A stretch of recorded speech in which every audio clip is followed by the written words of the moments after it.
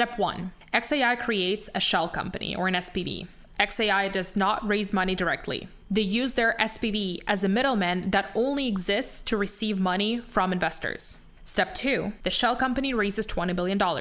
Like I said, $7.5 billion from investors, $12.5 billion borrowed money, meaning debt.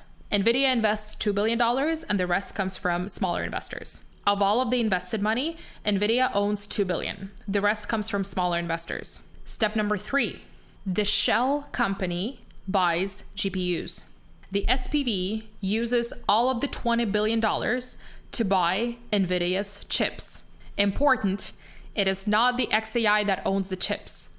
It's the SPV. Step number 4. XAI rents the GPUs from its own SPV.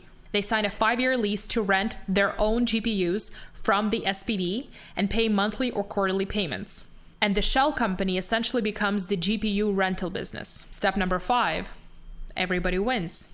XAI gets access to $20 billion worth of GPUs without debt on their books. NVIDIA gets $20 billion in guaranteed GPU sales plus the $2 billion that they invested. That's equity. Other investors get steady rental income secured by physical GPUs, and debt holders get interest payments backed by valuable hardware. And the reason why this works for all parties involved is because XAI can claim, we're not raising capital, which is true because the SPV raised it, not XAI.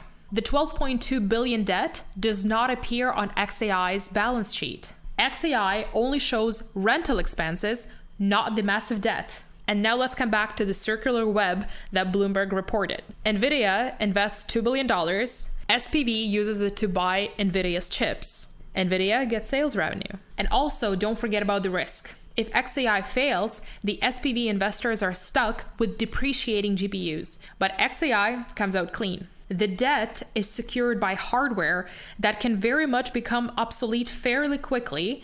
And we know this because GPU's rental rates have already dropped 75% in some markets. Let me put this in perspective and give you an analogy that we have seen before. And the closest I can think of is actually the synthetic CDOs from 2008. The current financial state of the AI market has created a 2008 synthetic CDOs. But instead of mortgages, we got GPUs. Just think about it for a second. Let's recall what caused the 2008 collapse. In simple terms, John bought a house that cost $200,000 and he took a mortgage from Bank A. Bank A now has John's promise to pay the $200,000 plus interest. Bank A takes John's mortgage and a ton of other mortgages, packages them into a mortgage bundle 1 and calls it an MBS. Then Bank A sells shares of this bundle to investor B for $200 million. Now investor B owns a piece of the mortgages that were in that bundle. Investment bank C takes mortgage bundle 1 and 9 other mortgage bundles and creates a super bundle. Let's call it super bundle number 1. And that super bundle contains 10,000 mortgages. And then they sell it to pension fund D for $2 billion. And now that pension fund D owns a ton of mortgages, including John's. And this is where we move to the most dangerous part, the artificial CDOs. Hedge fund E creates bets on the super bundle number 1 without owning it. And this becomes a superficial CDO. They start selling insurance on super bundle number 1 to 5 different investors. And the result is that John's $200,000 house is now riding on $1.2 million in bets. And now map this to the 2025 AI bubble. AI infrastructure companies create GPUs. They then offer finances and investments to customers to buy their GPUs. Customers create SPVs backed by the GPUs, and then their SPVs issue more debt to buy more GPUs.